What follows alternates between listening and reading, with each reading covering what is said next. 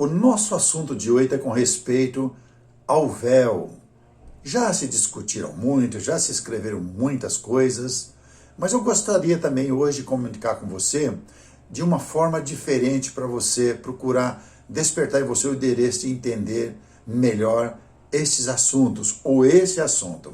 Sabe que o apóstolo Pedro, na sua segunda carta, capítulo 3, versículo 15 e 16, ele escreveu estas coisas: tendes por salvação a longanimidade de nosso Senhor, como igualmente o nosso amado irmão Paulo vos escreveu, segundo a sabedoria que lhe foi dado, ao falar acerca destes assuntos, como de fato costuma fazer em todas as suas epístolas, nas quais há certas coisas difíceis de entender, que os ignorantes e instáveis deturbam, como também deturba a demais escritura, para a própria destruição deles. O apóstolo Pedro entendeu nesse período que Paulo escrevia algumas coisas que era difícil de entender. No texto que nós vamos estar analisando, que é da primeira carta aos Coríntios, capítulo 11, que fala desse assunto, especificamente, nós não temos uma resposta definida. Mas Deus não nos deixa viver em confusão e nem praticar coisa errada para que possamos ficar longe dele. E nós vamos ver hoje que existe a resposta certa para esse assunto. Lembra que Paulo está corrigindo várias coisas na carta aos Coríntios, tanto na primeira como na segunda carta. Lembra que ele começou a falar no capítulo 10 da primeira carta aos Coríntios com respeito àquela confusão que eles estavam vivendo ou talvez deixando de praticar, que seria com respeito ao batismo. Lembra que ele falou no capítulo 10 e outros capítulos anteriores.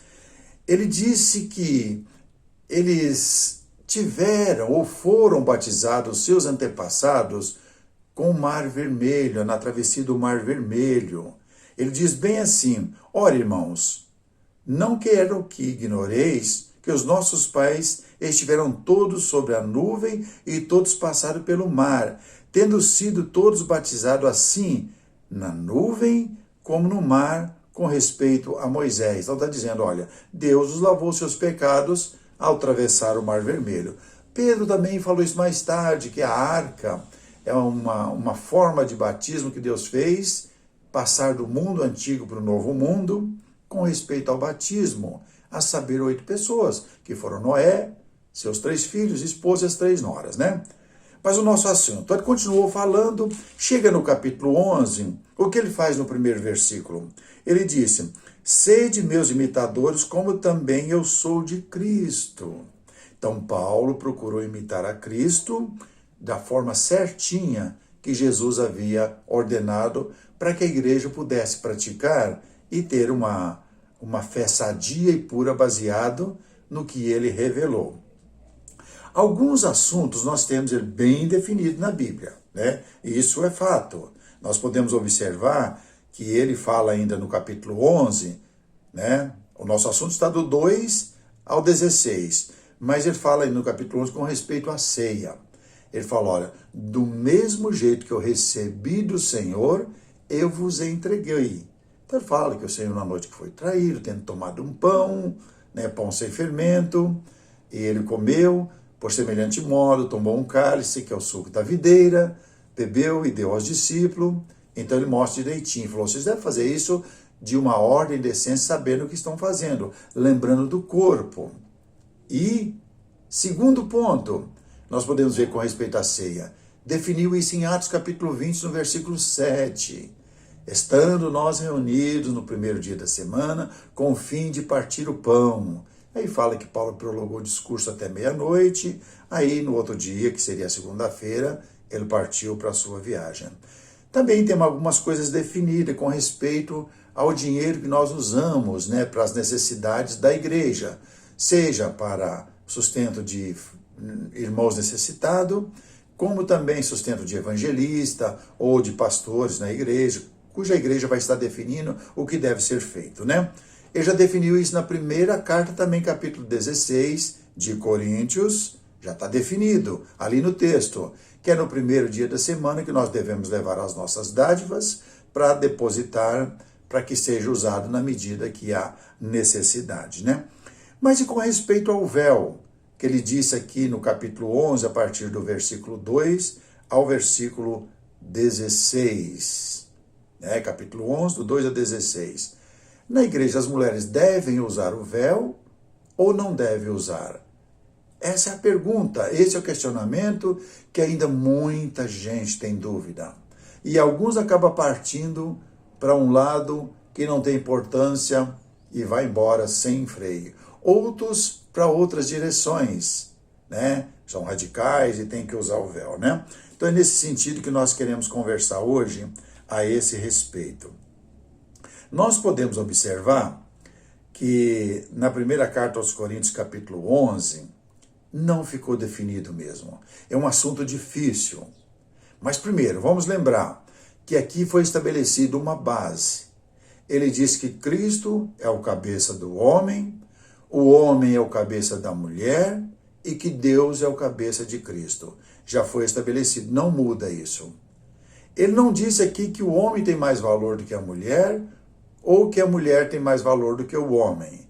Ele definiu isso, uma ordem que deve ser respeitado e ser seguido, né? O que ele disse que nem o homem é independente da mulher e nem a mulher é independente do homem, que um precisa do outro. Como Cristo é o cabeça do homem e o homem precisa de Cristo para caminhar para a vida eterna, então o homem tem que estar submisso aos ensinos do Evangelho para alcançar a vida eterna. Como Jesus é submisso ao Pai. Ele diz que eu vim para cumprir toda a vontade do Pai, inclusive a morte de cruz. Ele diz que ele foi feito menor que anjos e ele levou essa submissão até a morte de cruz por causa dos nossos pecados. O homem também deve entender isso. E que a mulher é submissa ao homem. Aí ele vai falar que a mulher não deve profetizar e nem orar com a cabeça descoberta. Então, por isso é preciso trazer ao véu, ele diz com respeito aos anjos. Também ele disse que o homem, se for orar com a cabeça coberta, está desonrando a sua cabeça, que é Cristo. Pois bem, ele vai continuar tratando desse assunto de uma forma clara, uma forma bem nítida para a gente ver. Mas onde vai estar a resposta? O que ele diz no versículo 10, portanto, deve a mulher, por causa dos anjos, trazer véu na cabeça como sinal de autoridade. Aí ele diz no versículo 11, no Senhor, todavia, nem a mulher é independente do homem, nem o homem é independente da mulher. Então devemos entender uma coisa. A primeira mulher veio a existir, como está lá em Gênesis, tomando parte do homem. Mas daí para cá, todos os homens dependem da mulher para poder sobreviver, para ele ter vida, porque nós somos nascidos de nossas mães, que é a mulher. Ele vai tratar desses assuntos um pouco mais. Quando ele chega no capítulo 13, ele fala que alguns desses sinais iam desaparecer. Havendo língua, cessarão. Havendo profecia, desaparecerão. Então você começa a olhar, espera um pouquinho. Se havendo língua vai cessar, se havendo profecia também vai desaparecer. Então entendemos que no começo da implantação da igreja, existiam algumas coisas que ainda estava para ser revelado. Porque ele diz lá ainda no capítulo 13 que em parte conhecemos e em parte profetizamos. Mas quando vier o que é perfeito, o perfeito seria toda a revelação, todo o plano de Deus, e nós temos tudo revelado, já contido aqui na Bíblia, que nós conhecemos, essa biblioteca, juntos para a gente poder compreender e entender a vontade de Deus. Mas ele diz algumas coisas com respeito aqui à natureza, né? Ele fala de mantilho que foi lhe dado, né? O cabelo foi lhe dado em forma de mantilho, que não é o véu. O manto é alguma coisa e o véu é outra que cobre o rosto, né? Pois bem, mas como resolver esses assuntos? Na própria carta, ele começa a responder. Vamos, capítulo 12, ele vai falar, né, dos dons espirituais, que eles estavam tendo problema também. Ainda no capítulo 12 ele fala da necessidade, né, no capítulo 11 e 12, a necessidade de ordem na igreja, não pode haver bagunça. Capítulo 13, ele vai falar isso. Capítulo 14, que ele vai começar a responder, que ele fala que o dom de profecia é superior ao dom de línguas, então vamos entender isso, mas tudo de uma forma coordenada e perfeita.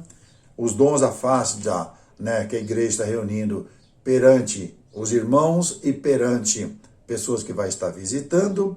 Mas no finalzinho do capítulo 14, ele começa a responder para nós que nós não achamos lá no capítulo 11. Observe bem, o versículo 33 ele disse: porque Deus não é Deus de confusão. Primeiro ponto, vocês estão formando confusão onde não precisa ter confusão. Vocês devem ser pessoas que têm sabedoria para ter discernimento das coisas que está sendo revelado, né?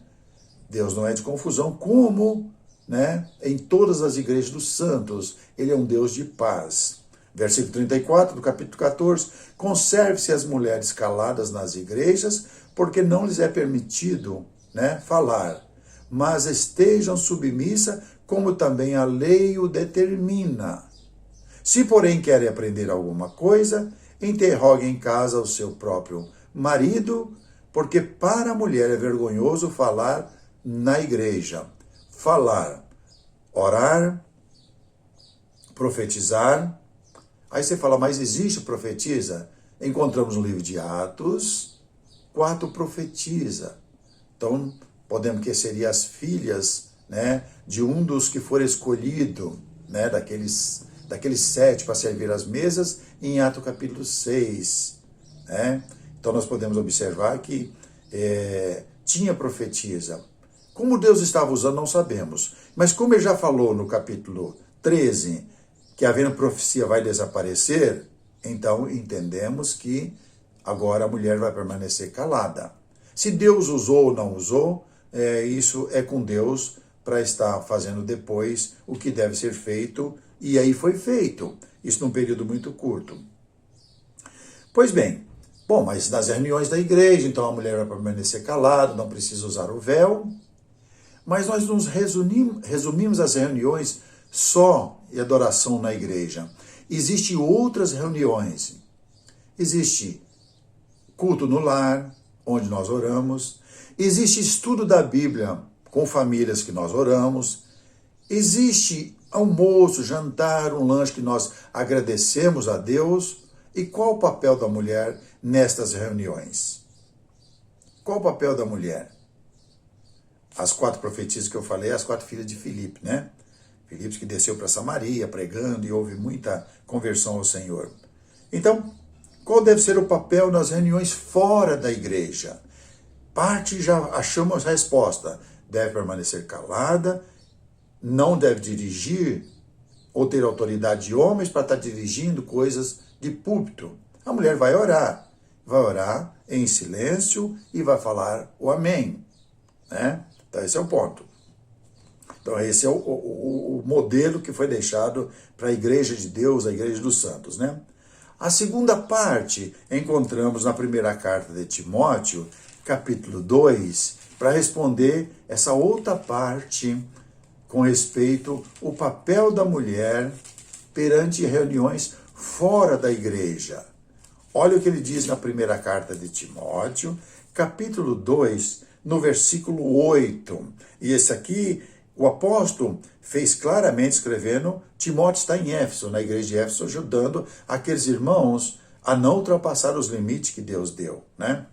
Ele diz bem assim, quero, portanto, que os varões, homens, orem em todo lugar, levantando mãos santas, sem ira, sem animosidade. Então o homem está dirigindo, seja um estudo da Bíblia, seja um jantar, seja um almoço, seja na sua casa, na casa de outras pessoas, todo lugar. Ele também não permitiu que a mulher usasse a autoridade de homem para estar dirigindo em oração. O que ele falou para a mulher no versículo 9 foi um outro assunto, para que a mulher mantenha uma postura das boas irmãs, as boas cristãs, né? Porém, com boas obras. Ele diz no versículo 9, da mesma sorte, não na oração, da mesma sorte que as mulheres em traje decente se ataviam ou se vistam com modéstia, bom senso, não com cabeleira frisada, ou com ouro, ou pérolas, ou vestuário dispendioso, porém com boas obras, como é próprio às mulheres que professam ser piedosa. A mulher aprenda em silêncio, com toda submissão, e não permito que a mulher ensine nem exerça autoridade de homens, esteja, porém, em silêncio. Respondeu todo o que não foi respondido no capítulo 11. Então, se a mulher deve permanecer silêncio, né, nas reuniões da igreja e em outros lugares, seja por menor que seja até um jantar, um almoço, então o homem tem que tomar a direção, então quer dizer que ela precisa usar véu onde? Em lugar nenhum. Então ela não precisa usar o véu. Ah, mas e se for uma reunião das irmãs, se tiver só as irmãs em casa, com os filhos pequenos? Ela vai orar, não está tomando a posição do homem, porque ela está sem nenhum varão por perto para dirigir a oração. Então ela pode fazer. Então esse é o ponto, porque ela não está desrespeitando seu cabeça, porque ele não está ali presente, então vai estar orando. E numa reunião feminina, numa aula feminina, a mulher vai estar orando. Então esse é o ponto principal. Agora ele falou uma outra coisa, lá na primeira carta aos Coríntios, capítulo 14, que nos ajuda a compreender e precisamos ter esse discernimento para a gente não cair no erro de dizer que, olha, isso é coisa inventada pelo homem, o homem não deveria estar nem falando isso, mas ele disse no versículo 37 do capítulo 14, se alguém se considera profeta ou espiritual, falando para ele, reconheça ser mandamento do Senhor o que vos escrevo. E se alguém ignorar, será ignorado. Se é um profeta daquela época, ou se hoje é uma pessoa espiritual, considera que isso é mandamento do Senhor. E se alguém ignorar, essa pessoa também será ignorada pelo Senhor. É muito importante ter isso. Então, qual deve ser o nosso procedimento com respeito na igreja hoje?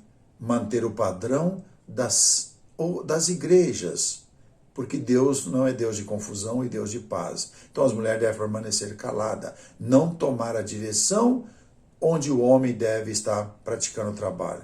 Ah, mas os homens ficam sentados de braço cruzado. Então o homem é culpado. Ele está permitindo que a mulher peque, porque ele tem que tomar a direção por ser ele o cabeça da mulher. Cristo tomou a direção por mim e por você. Ele é o nosso cabeça. Deus tomou a direção para que Cristo pudesse desempenhar um papel de salvação.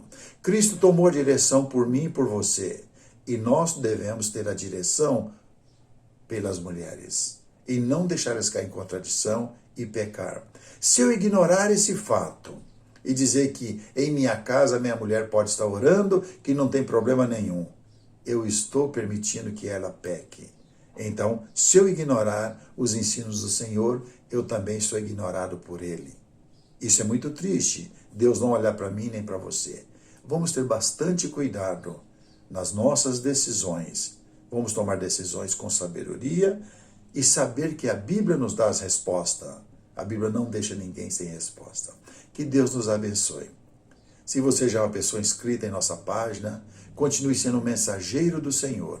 Se tem ajudado você, continue ajudando a outras pessoas, enviando a mensagem que você acha que vai ajudar a pessoa. Se você só está visitando a nossa página, seja sempre bem-vindo. E se você quer fazer um comentário sobre esse assunto, se você tem uma posição que vai ajudar um pouco mais, comente em nossa página. É sempre bem-vindo. Que Deus nos abençoe e nos ajude a vencer a cada dia, para não deturpar as Escrituras, para sermos deixados de lado, como disse o apóstolo Pedro na sua segunda carta, capítulo 3, versículo 15, especificamente versículo 16. Né? Deus nos abençoe.